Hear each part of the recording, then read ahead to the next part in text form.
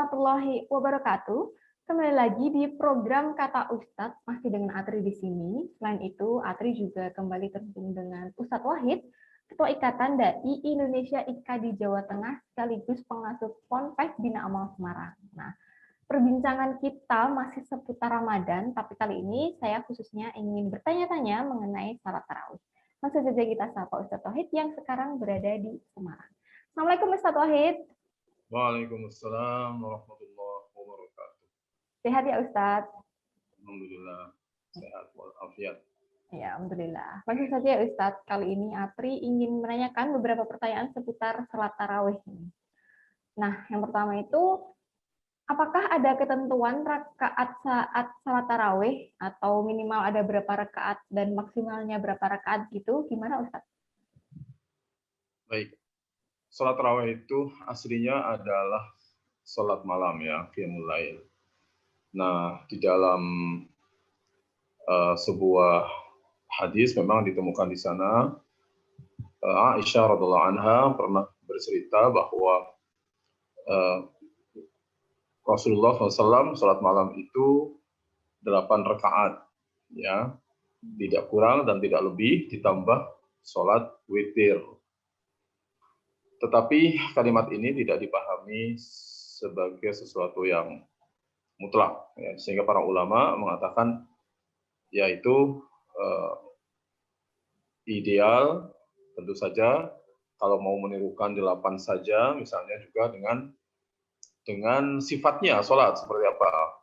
Sholat sendiri kan sebuah pekerjaan yang banyak rinciannya. Makanya nanti ada sholat yang bagus, ada yang tidak bagus, ada yang panjang, ada yang pendek, gitu. Nah, kalau sholatnya Rasulullah itu tentu bagus sekali, ya kan? Ideal.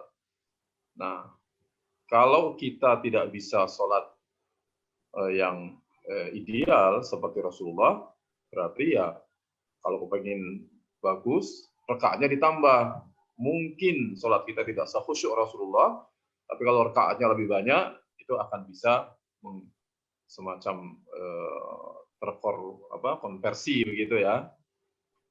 Nah, tapi prinsipnya itu sholat sunnah, sehingga tidak harus dikerjakan, juga tidak harus 8, boleh kurang dari 8, boleh lebih dari 8, begitu.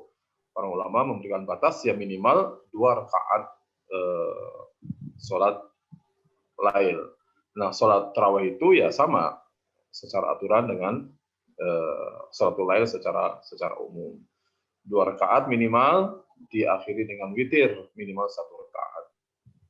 8 rakaat boleh, atau 20 rakaat boleh, bahkan dulu ada yang sampai 40 rakaat, ya, untuk menghidupkan malam Ramadan.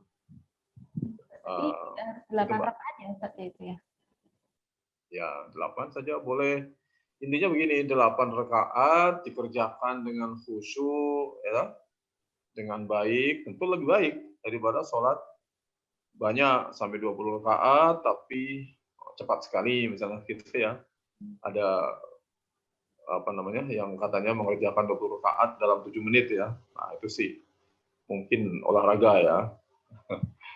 Tentu tidak sesuai dengan apa yang dimaksud dengan sholat itu sendiri. Maksud dari ibadah sholat itu sendiri. Sehingga ya kita harus mengerjakan yang paling sempurna, yang paling baik yang kita bisa. Rakaatnya banyak, tetapi sholatnya bagus, itu tentu lebih banyak, ya, lebih baik, maksudnya lebih utama untuk kita kerjakan. Itu Mbak. Jadi gitu ya. Jadi kalau minimalnya tadi 2 rakaat gitu ya Ustaz ya? 2 rakaat. Oh. Kalau ini Ustaz, 2 rakaat ditambah 1 witir, karena memang sholat malam itu harus ditutup dengan sholat, namanya sholat witir. Untuk yang misalnya ada 8 sampai 20 rakaat gitu. Kalau kayak gitu salat tarawihnya itu 2 rakaat salam atau boleh 4 rakaat salam gitu Ustaz? Ada yang mengatakan 4 rakaat, tetapi yang lebih umum, yang lebih masyhur itu masna-masna ya. Sholat malam itu masna-masna. 2 rakaat, 2 rakaat. Itu yang lebih afdal. Baik yang 8 rakaat maupun yang 20 rakaat tetap saja dikerjakan dengan 2-2. 2 rakaat salam, 2 rakaat salam. Kalau yang untuk 4 rakaat itu berarti hukumnya gimana, Ustaz? Ya nggak apa-apa, boleh. Ada riwayat yang menyebutkan begitu, tapi ada riwayat lain yang ini lebih biasa kan yang namanya riwayat itu kadang-kadang ada beberapa ya, tetapi yang ini lebih kuat daripada yang ini gitu ya. Mungkin pernah pada zaman dahulu pernah ada Rasulullah sholatnya 4 rakaat 4 rakaat misalnya begitu, ada yang menyaksikan. Tetapi yang lebih masyhur dikatakan oleh mereka adalah 2-2, 2 rakaat. Rasulullah juga sholatnya 2-2, sehingga itu yang kemudian banyak dipilih oleh para ulama, yang difatwakan oleh para ulama bahwa sholat lail itu ya masna-masna, 2-2, itu lebih afdal. Dulu misalnya begini, dulu di kalangan Tarjih Muhammadiyah ya, dulu pernah menginstruksikan sholat tarawih itu 8 rakaat dengan 2 kali salam, 4-4.